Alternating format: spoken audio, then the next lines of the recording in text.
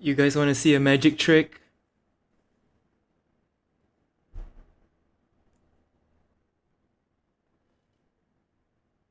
Tada!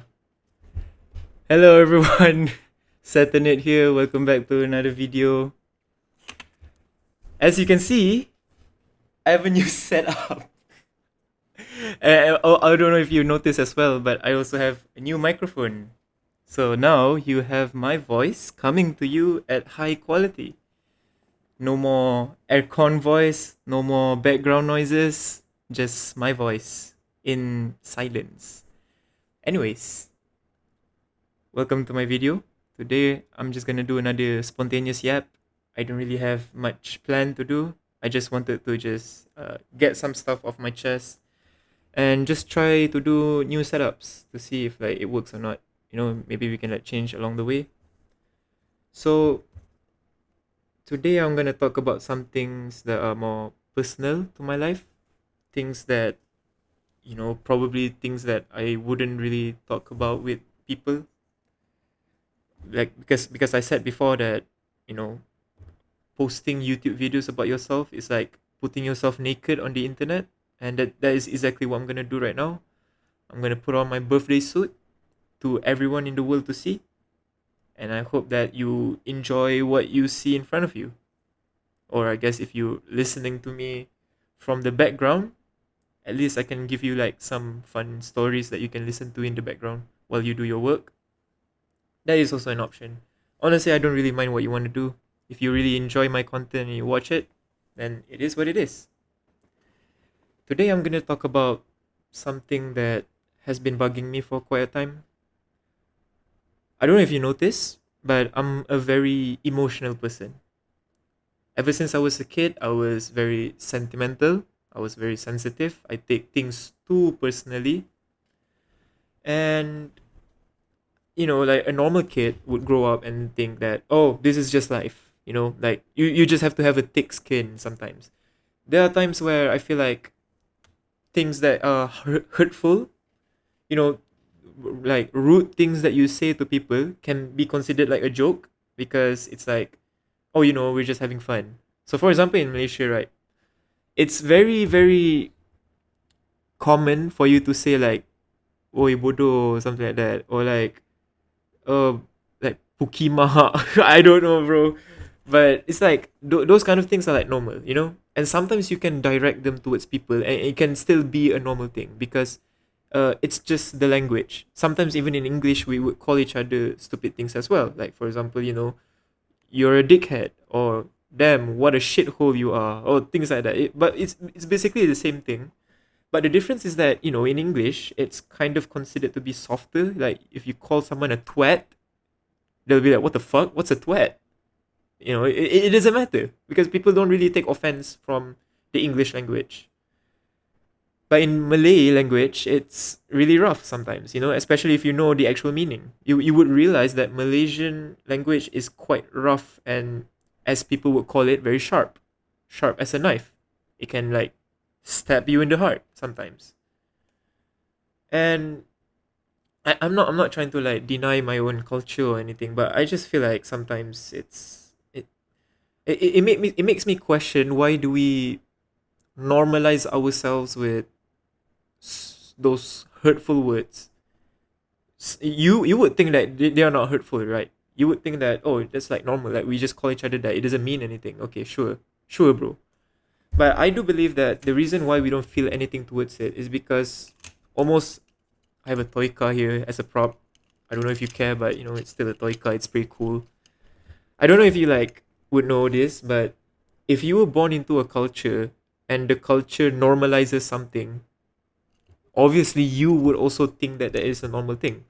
If we were to grow up in a culture where, slapping each other every time it's our birthday is like considered normal and like a ritual that everyone does, you would think that, oh my god, it's normal for you to just slap each other, even though it hurts a bit. People just call it, oh, this is just like an act of love. That's how sentiments work. That's how, culture work. That's how, growing up in an environment that is normalizing those things work. And I grew up, in a very normal case for a Malaysian, but I felt everything in a very different way. You know, some people they grow up, swearing at each other, talking in a very rough way, like sometimes borderline like bullying the person, but they don't consider that to be a bad thing. But obviously not to me. Like to me, I felt every little bit of it. I don't know why that's the case. Perhaps I'm, born in a very soft family. Perhaps I didn't feel the dread of the parents whipping you at night for not finishing your homework and putting you in a closet for grounding you and stuff like that. I don't know. I felt like I had my fair share of like my parents like slapping me and hitting me sometimes, but I feel like everyone would feel that at some point in their lives. If it's not from the hand, it's from the belt. Like, but that's probably more American. I don't know. Anyways, I always felt that, you know, I really realized that I was a very sensitive person because I felt all of these things. And because of that, since you're not, normalizing with the status quo, you would realize that people would call you a bit weird. People would call you a bit soft. People would call you a little bit, weak. And that's exactly how I felt. And I just don't know why that is the case because I really felt a lot of judgment on me ever since I was a kid. Not to say that this thing is special only to me. I feel like we all have been judged when we were a kid because what child is not judged for what you do? Because if you were not judged at all, then you would get away with doing anything. I want to throw the milk onto the floor, spill it. My parents would yell at me. Why the fuck did you do it? That's exactly what criticism is. By, having someone to criticize you, to judge you, it kind of orients you towards a proper path where you can, become a normal human being. That's what people would say. But sometimes it can be a bit too harsh. Sometimes it can be over the top. Sometimes it doesn't even benefit you. Sometimes it comes from a force of habit. If it was, you know, acted upon us, we would then act it upon the newer generation.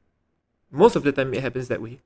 And I believe that each one of us would do the same thing. If we were born in a way and we were normalized to think that, oh, this is the actual way to raise a child, then most often than not, when you raise your child, you're going to do the same thing. And you would then realize that the thing that you're doing is actually a bad thing, which is causing harm to your child. Everyone does this. Some can do it in a very extreme way. For example, like a parent that just yells at their children even when they're kids. We would consider that a normal thing because maybe they were raised that way. But, as you would probably guess, yelling at your child doesn't help anything but make them, fuck their brains up, I guess. I mean, obviously it's over exaggerating, but you would realize that yelling to kids, especially when they're babies, can actually do a lot of effect to them. Especially when they're not like talking or anything, because that's the part of their life where they're growing properly. And you're just yelling at them, swearing at them, and it's, not beneficial at all. It's gonna stunt their growth in a way. That and coupled with the fact that most of my culture here, the society, you would say, like people at school, the teachers, the aunties and the uncles and anyone with a white beard and a very thick big scarf with a face like this, you're going to get judgment from those people. If it's not judgment from an outsider, it's going to be from your very close friend or family. And sometimes you will be judged for good things, but other times you get judged for retarded reasons. For example, when I was a kid, I used to like a movie. That movie is called How to Train Your Dragon. And I love How to Train Your Dragon. I really adore the movie. It was like one of my favorite movies back then. Because Hiccup was a very cool guy. Even though he was kind of like a twink, he's fucking, he's a nerd, right? So obviously it's like, what the fuck is wrong with this guy? But the movie, shows to you that, even a weak, fragile person, sensitive person can also be someone who's very capable. That's often what most stories tell you. And it's cool and all, but you gotta admit that Hiccup is kind of like a loser back then. He didn't really had anything. He didn't have a dragon. If he didn't have a dragon, Astrid will never like let him come close to her. Like imagine that. Like no one would respect Hiccup if he wasn't like the dragon guy. He's going to, you know, continue being this kid that no one gives a fuck and no one would respect him. So that's one thing. Oh yeah, the reason why I'm talking about the movie is because, sometimes I get too attached to a movie. And sometimes it can be, quite cringe at times because, everywhere I go I want to mention the movie that I like. And then people would say, Nabil, can you just like talk about anything else? Can you just like, stop mentioning the same movies over and over? I'm getting bored of this. People want to know cooler movies. People want to know newer stories. So as I grow up, especially when I'm reaching 13 years old, I realized that people have different expectations of each other. People would not want you to be very cringy. People would not want you to be this way. People would say that your interests are boring. People would say that, why the fuck are you interested in this?" and stuff like that. And you would think that sometimes, oh, the reason why this person has bad taste in music is because he doesn't listen to enough music. But Lord to behold, you would realize that people just love different kind of music, despite knowing all the other kinds of music. And as teenagers, we would not understand this sometimes, right? So we would judge each other for having bad taste in music. Like imagine that. What the fuck is the guy? What is this guy listening to? Like, it's listening to the same person over and over again. It's not. It's not even that good music. Like, does this guy not know like the greats? Does this guy not know like the pop songs and stuff like that? And when you were raised in a way where every little bit of your life is judged or every little bit of your life is questioned, you would either do three things, right? The normal response for a human being when they feel like they're in danger is that you would fight, you would flight, or you would freeze. Most people will do flight. Just move away. Don't even cater to it. Don't even talk about it. Who cares, right? I like what I care. Why do I need to cater to your feelings? Why do I need to cater to your sentiments? Why do I need to cater to your values? But, you know, some people who are like me tend to be more on the fighting part, which means that in this context, fight means to defend, to justify, to prove to yourself and to others that no, what I'm doing here is actually a good thing. What I'm doing here is actually cool. What I'm doing here is actually, like something that you might be interested in the future. Maybe you never thought of this. Here is something cool. And I had that tendency. I had the tendency to justify myself for every little bit that I've been doing for my whole life. It started when I was 13, when I went to boarding school, where judgment is everywhere, not just from the kids, but also from the teachers as well. Like the teachers would expect you to be like very social and, be with other people. But then they would say like, the fuck, you're such a nerd, even though the school itself wants you to actually score good grades. But when you see a twat that just like studies every day, the teachers would not like that person. So like what the hell do you want, right? So basically obviously the teachers want like a balance, but as kids you don't know what balance is, and people oftentimes just judge. And it's a normal thing. Like in Malaysia it's very normal for you to judge this kind of people. When you see a person who's acting a bit weird or acting not like with the crowd, a bit of an odd ones out, your first instinct would be to like tease that person, like try to like talk that person out of it in your own way, I guess, without trying to be truthful. Sometimes make jokes about it. You're not actually attacking the person, but we tend to make jokes about it. Like if this person likes to pick their nose and eat it, we would say, "Oh, sedap tak kismis tu?" It means that, "Oh, do you like the raisin that you're eating?" Which is trying to say that you're eating your boogers, man. Like, does it taste well? We have a tendency to do that. And, you would think that this thing is harmless fun. We would think that is harmless fun.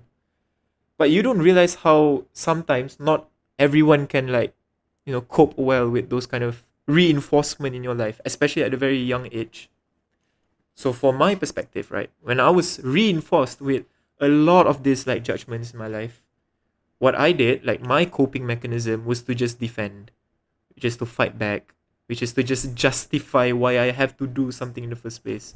And this goes to with my family as well. Like my family would judge my music taste, would judge my, preferences in hobbies, would judge my way of like speaking to people, would judge like my way of what I like to eat, what kind of girl I love, what kind of like person or friend that I like. All of these things is naturally judged by your family, and it kind of creates a space where I wasn't able to like express how I truly feel without justifying it. I feel like every time I need to tell something that I really like, I had to make sure that it's justified for me to like it. So, some parents they don't actually want you to be like that.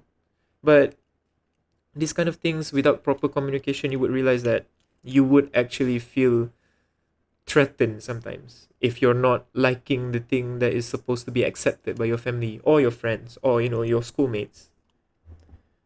So for example, back when I was 13, I joined rugby, mostly because I was trying to follow my cousin. My cousin was also joining rugby, and his friends was joining rugby. I thought, okay, you know what? Let's just join rugby. How about I just take up a sport? It cannot be that hard. It's not like I don't enjoy sports. I mean, I do enjoy like going to the field and playing and stuff, but I'm not really going to be like the jock that wants to like win everything. Most of the time, I just like to walk around. But Lord to behold, rugby is a very teammate oriented team, a very teammate oriented sport. So you have to communicate with people, and that's something that I don't really do when I was young. Like I didn't really like talk to people that much, and that is judged. And when you're not playing well, at least this is I'm just explaining my story. I'm saying you a lot, but it's not really about you. It's really just my personal story. It doesn't like encapsulates the whole of society. For me personally, I have people like called me, you know, weird things like tunggul or something. Tunggul means like a log. What does a log do? A log just stands by not doing anything. And it hurted me a bit because if the person called me that thing, one time, I can brush it off. But if every training session I went and I kept getting called that, it kind of reinforces something. So a kid at my age would like try to do something about it. Do you fly? Do you fight back, or do you just freeze? At most of my time, I just freeze. I didn't do anything. Like I just imagined that it wasn't happening. But at times, I realized that, damn, people are calling me this, which means that, people don't respect me and I'm not playing properly. So you know what I did? I tried to prove myself. Again, the defending part comes in, the fight part comes in, the justification of things comes in. And you might think that, oh, that's a good thing. You're trying to like change yourself and stuff like that. Okay. But in the context of rugby, right? I never really had an interest in rugby. I just joined because, what? I said, why not? Let's just try something new. I'm not gonna like put my whole life into this. But when I joined rugby, I decided that, if people are gonna call me names, people don't respect me, then, maybe the way that I could like cope with this is by proving myself, becoming a team player. When we're doing training session, I would push myself to limits that I thought that, I wasn't able to do. And yeah, sometimes it can get respected. Sometimes people would say, oh, you're still in rugby. Oh, you're still, doing this thing. People will respect you. And people would say like, oh, good for you, man. Like, I respect you and stuff like that. And, for a lot of people, they get satisfaction from that. People will say, yes, finally, people see me for who I am. Yes, finally, people see my value. Like, some people, they want that.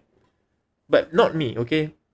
I felt like when I did that thing, I did it only because I was just fighting a response. I was responding to a pain that really hurt me, and the way I responded was a very immature, show of power, show of um willpower, and resilience towards those kind of things. Which, yeah, in that moment it did earn some respect, but it also kind of, it kind of made me very it made me a very fake person, essentially. I kind of like, in a moment where I thought, yeah, I am good at this. Yes, I am, a rugby player. But then, as time goes on, you would realize that you don't actually enjoy rugby. So you know what? I don't want to do this anymore. I want to focus on studies. Now you might be asking, what motivated me to study? Back when I was in middle school, I used to be very studious. I used to be very conscientious. I used to be like the type of person who would study 18 hours a day if I had the chance. I would like, shower early in boarding school during the evening where people would go ahead and, play sports or just jog or, socialize with other people. Some even go to the mosque to like read a Quran. I didn't do that. Like when I had free time, I just went to class, already showered, already in my baju Melayu, and just study. And you might think that, oh, I'm studying because I want to have a good future. No, that's the thing. That's the problem. I never had these intentions. I never wanted to be, a very smart person who's trying to like get into Harvard or something, trying to like achieve the best score. The idea of getting straight A plus is a good idea. Like that's a very good dream. Like holy shit, straight A plus, that's cool. No, thumbs up. But me personally, I wasn't trying to make straight A plus into something at all. I wasn't trying to like get into anything. I didn't think of anything in my head during that time. I just thought that straight A plus was a cool thing to get. You know, if you have the capability for it, why not try it for it? It's like joining a fun competition without thinking of the consequences of you actually winning the competition. Sometimes you just want to play the competition. You don't really care about if you get it or not. But I feel like another reason why I was pushing myself so much is because I felt a sense of unworthiness or imposter syndrome. I felt very lonely. I felt like I was invisible when I was in school. I felt like no one really saw me. I didn't really have much friends. People had interests here and there. People had things going on for them, and I didn't really have anything. Any normal kid would think that, damn, you know what, this is kind of sad. I don't even have a cool hobby, like a cool introverted hobby. I didn't have like, a secret anime watch list that I watch, or I don't have like a hobby of drawing or something. I didn't have any of that. I didn't really have any cool hobbies. I didn't even have any interest at all during that time because I've always like tried to, cope with things when people say, "Oh, you're doing this bad." My response was, "Okay, let me do it right." "Oh, you're such a such a fuck up." Okay, my response is, "Okay, let me just improve myself." I've been responding to all of these things throughout my life to the point that I don't even have my own interests. And, it sucks because, you don't really have a hobby in that sense. And the only things that I pick up are usually the things that I'm trying to justify myself with. Like, hey, look at me. I have a hobby in this way.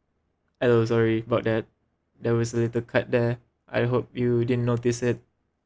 Anyways, just like I said, um, yeah, I had to do everything because of justification for my worth, justification of my well-being. I always felt that I need to do this thing to justify myself. If people say that I'm lacking in this area, I would move towards those areas and work on it, like any normal person would. And I know that some people, when they do these things, they would feel good about themselves. Oh, finally, I'm getting the love of my parents. Oh, finally, I'm getting the recognition from these kind of people. Oh, finally, I'm someone. I'm a better person than I am before. Most of you would feel proud of it. Like, of course, this is good. This is just good reinforcement for yourself. You need to be pushed a bit. You need to be pressured a bit so that you can grow and become a better person. I never wanted to be those things. I never cared about recognition of people. I never cared about, making my parents proud. All I wanted to do was just move the pain away. I just wanted the pain to shut off. I don't want to feel like I'm being attacked. I don't want to feel like I'm being judged all the time. And I'm doing so by, doing the things that people actually expected of me. So I've been trying to fight back by meeting their expectations, by going beyond their expectations. And I did so just as much, and sometimes to an extreme level. Back then, when my parents used to like yell at me for like not studying, for not doing this properly, and sometimes it's not even about studying. Sometimes it's just about life. Like sometimes your parents are stressed out for something, right? So they kind of take it out on you a bit, like not in a very bad way, but sometimes subtly they do it on you. For example, like they would, you know, like say stuff. I'm not gonna go into details what my parents said to me, but like the things that are hurtful, it kind of makes you wonder that What is a safe space that I can go to that doesn't involve my parents yell at me? Oh, if I'm studying, if I'm like on the study table working, they would, shut up about it. They would say, oh, don't disturb Nabil. Nabil is studying. Oh, it's okay, Nabil, go ahead and study. You're focusing at SPM. SPM is very important for you. It was a safe space for me. Back then, I was very motivated to open a book, opening a highlighter, and then opening up, you know, exercise books, past years, and then just do all of them. Why do I feel like I want to do that? Was it because I love studying? Was it because I wanted to make myself, great so that I could go to a good university? Well, kind of, but that was like 20% of the reason for it. Another 80% is just so that I could stop hearing people judge me all the time. I want people to stop yelling at me. I want people to stop, thinking that I'm a loser, I'm doing weird things, my likings, my hobbies are weird, and people don't want to listen to it. Studying was a safe space for me because when I study, no one will disturb me. Even the bullies will not disturb me because, like, who wants to, like, disturb someone who is so focused on studying? Sometimes you would study so much that people kind of feel bad for you, Like, you would study until like 3 a.m., 4 a.m., and people would, like, come to you and say, hey, Nabil, like, are you okay? Do you need help? Like, are you, like, not tired or anything? I like that thing. I like that feeling. I love the feeling of people, instead of judging me, they would start to think that, are you okay, Nabil? Because that kind of feeling is not judgmental. It's care, you know? Like, for the first time in my life, I have, like, people actually caring for me, even though it's caring from a spot of, like, weird shit, like, me studying until 4 a.m. Nevertheless, it is still care. Nevertheless, it is still something that I've barely felt when I was a kid. So I love studying. I wanted to study more because it was a safe space for me. I felt like I could ignore the world. I have to, like, don't care about what people are yelling at me for. I don't need to care about, the struggles of people feeling, because you have a good justification. Studying for your future is a very, very good justification to exempt yourself from anything to do with life. For example, right, perhaps the family household is like crumbling. But because you're a Form 5 student, you're about to take SPM, you're very close to SPM, they would sacrifice everything for you so that you could just study because they know how important that is. And I don't know if you realize, but that's such a safe space. It's such a good justification for you to just be on your table and just study. And sometimes you're not even learning anything. Sometimes you just, have the habit of it, have the act of, opening a book and just write things down, highlighting notes, making your own notes, doing past years, checking the answers from the back. Those kind of things became a habit because it feels safe. Your brain tells you that, oh, this is a good thing, this is safe, we are not getting attacked, do more of this. And I feel like that's like what my motivation to study was back then. I used to love studying because of that thing. I used to become a great student because of that thing. I used to become a great debater because of that thing, because I felt like, this is the only space I felt safe. It's the only place I felt like people justify me for doing this thing. People exempt me for doing this thing.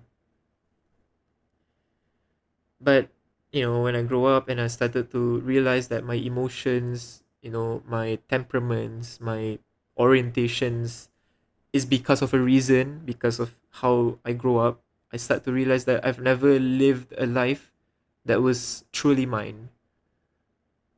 I never had free will. I never had the freedom to do the things that I want without feeling judgment. For my whole life, all I was caring about was how to protect myself.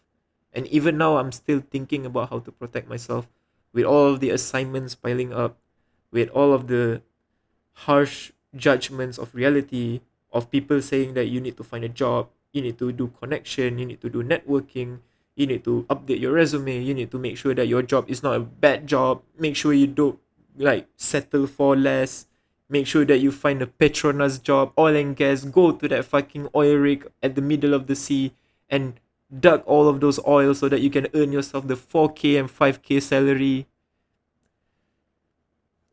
I just maybe I just realized that there was a loop.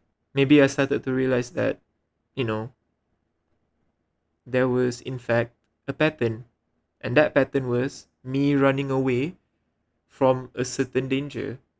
When people say that, oh, I should do this, I don't want to feel judged. I don't want to have people come to me and say that, oh, Nabil, your choice was bad. Oh, Nabil, you picked the wrong company. Oh, Nabil, you picked the wrong career.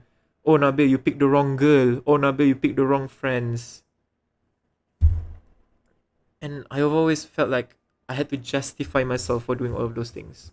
I need to ensure that I will get a job that people will not judge me for.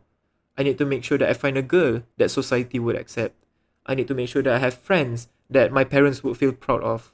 I need to ensure that I have hobbies that people would see and say that, oh, that's a very cool hobby. I also have that hobby. I had to do all of these things, and I feel like I've never been able to like just be myself. And sometimes it's easy for people to just say, "Oh, just be yourself, man." Like, who fucking cares about the other people say? I think it's easier for you to say that because your hobbies, in a way, are justified. If your hobby is about playing Genshin or something, Genshin is a big space. Like a lot of people play it. That is justification for you. That is literally people saying that, oh, you play Genshin, cool, thumbs up. You have your justification there. What if, for me, for example, what I like to do in my pastime is that I like to take a drawing, I copy paste it on my iPad, and then I trace the lines so that I have the feeling that, oh, I'm drawing this for myself, even though I'm just tracing the picture. Now, some people would say that, oh, it's art, it's still art. But it's pathetic art. Like who fucking cares that you're tracing everything? People won't call it a hobby. People won't call it like something that is considered like professional. It's just a stupid thing that you do that, somehow you get an enjoyment from it. Here's another example. I like to just open games that I've played before and then just play on myself. Usually when people play games, they would play the multiplayer games online, expecting new things, new experiences, new games, new, sensations. I used to repeat over and over the same level inside a game over and over again, even though I've beaten it a lot of times. And people would say like, Nabi, don't you want to move on? Don't you want to do something else? Say for example, I play Geometry Dash. I love playing Geometrical Dominator. I think that level is cool. I love to play that. But if I keep playing that, people would say like, don't you have anything else to do with your life? Like maybe yeah, Geometry Dash is a thumbs up, but doing that too much would make the thumb go a bit down. People would start to say macam like, do you have another hobby? Do you do anything else about your life? What if like my whole life is just me scrolling through YouTube shorts and just like, just enjoying life on my couch, not doing anything? Would you consider that something that like being myself is a good thing? It's funny how people would say like, oh, just be yourself. But if yourself is a boring thing, then people would say, oh, you need to change your habit, man. Oh, you need to change your lifestyle, man. There is no such thing as being yourself. It's just, out of all the plethoras of life, pick something that it is justified enough so that you can consider that to be your own hobby, so that you can say that, oh, I'm being myself. If your persona, if you're being yourself is very attractive to people, you earn a lot of subscribers for it. People get, viewerships for it. And you quote unquote call that your true self. It's more so that you hit a jackpot, because you earn justification for just being yourself. Some people, they cannot be themselves because they don't get the justification for that. They don't get the approval for that. It's very easy for us to claim that we can just be ourselves without having some friends that back up us for it. Maybe you have friends that accept you for who you are. Maybe if I'm like someone who just like to wear the same t-shirt every day, and then my friends came to me and say, oh, I don't care about your t-shirt, man, just wear whatever you want. That is quite literally justification right there. That is validation from a friend. What if you're someone who's very alone? What if you're someone who don't really have a lot of friends and you don't have a lot of, partners or family that would like support you? You would feel completely alone. You don't have justification for what you want to do. Hell, even if you're watching YouTube and you see that the people on YouTube also don't do it, people everywhere in the world doesn't do it, it's very hard for you to justify you for being yourself. you need positive reinforcement for the things that you want to be good at, for the things that you want to feel comfortable at. And I feel like, sometimes when you're already super rich, or that, you already made it, you already did the things that you want, or better yet, you have like a partner you're already planning to marry and stuff like that. I feel like the reason why people care a lot about partnership, marriage, is because once you marry someone, that's like the ultimate justification for yourself. Because you have someone who is willing to like live with you for the rest of your life. Do you know what level of acceptance that must feel for yourself? You would reach a point where you would do anything in your life. You would do stupid things because at the end of the day, you don't care. You already get the justification from the person you already married. That's why it's easier for a happy couple to do weird things, is because they have the confidence and the justification to do those things. Or better yet, some people, they have friends of groups of circles that would justify them for what they are doing and consider them to be a cool thing, that they're willing to do so in public. All I'm trying to say is every little thing that people think is easy to do has some factors that affect how easy for it to do.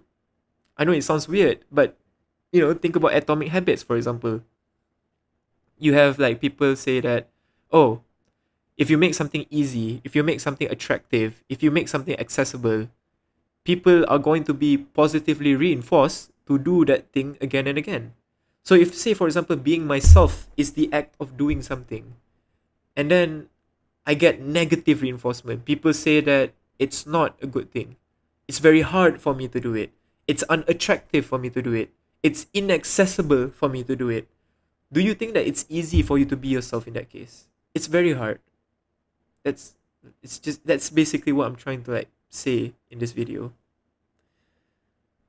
I know I'm ranting a lot. I know this isn't like fun, goofy stories. It's more like me complaining about my life. I know some people have it harder. I know I live in a very privileged life, but my counselor said that it's okay for you to just be sad no matter your circumstances. Being sad is still an emotion.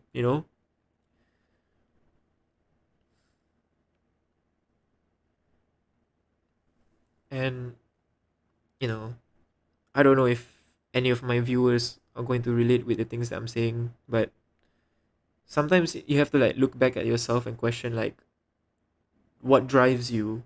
Like for example, like are you a very studious person? Are you someone who's very social? Are you someone who's like very good at something and you want to show to people that you're good at that thing? Most often than not, it may have come from past traumas. It may have come from this idea where you felt small, where you felt like you were attacked and you were judged for something, and you said that, okay, you know what? In order for me to fight back this trauma, I will respond by being good at that thing. And you would continuously do that thing because it feels like a safe space. And during my time, my safe space was studying. But I've realized the pattern that I was coping the whole time. And I don't want to be a prisoner to such things anymore. Now, you might be thinking that, oh, like some people, they just like to have a lot of friends. Maybe back then they didn't really have any friends. And maybe they say that, oh, by hanging out with my friends, I'm able to go away from my family who are lunatics. Okay, that's justified. Your friends are your safe space. Oh, I love to study at university. I like to, study all nighters and show to people that I can earn a lot of good grades. Okay, sure, that's your safe space. Perhaps back then when you were little, you didn't really get that much care. Unless if you actually studied a lot, unless you get good grades. So your brain reinforce yourself to think that, oh, by getting this thing, I'm in a safe space. So your habit is by learning a lot, especially at university. Now I get not everyone is like that. Or maybe it can just be like, a certain hobby that you hold on to no matter what. For example, if you like drawing. Sorry about that. For example, say if you like drawing, you're gonna say that, oh, I draw this thing. And when I draw this thing, people say that it's good. And when people say it's good, it's positive reinforcement to tell me that, oh, this thing is justified. So wherever I go, I draw. Wherever I go, I do this because I love it. If some of you actually love the things that you're doing, then good for you. But ask yourself, do you actually love the thing that you're doing? Or do you feel like you're only doing this thing because it feels like a safe space for you, because you feel like it's justified for you to do this? Are you trying to run away from a trauma response? Are you trying to fight back something that you did back in the years, but now there's no longer that threat, and you're still holding on to this thing because you're afraid that if you let go of this thing, then you're going to feel the same pain again? This kind of thing is not for everyone, but for people who are like me, who feels like they don't really have free will, who feels like that your whole life is dictated by what people expect of you, and it's you fighting against what people are expecting of you, then maybe it's a good idea to just, reflect. Thank you for listening. Thank you for stopping by. I have a lot of assignments. I have an industry visit tomorrow too. Like, holy shit, I have to like wake up early. I would say that, you know, sharing these kind of things to a huge number of people feels kind of freeing actually. I really like doing these things.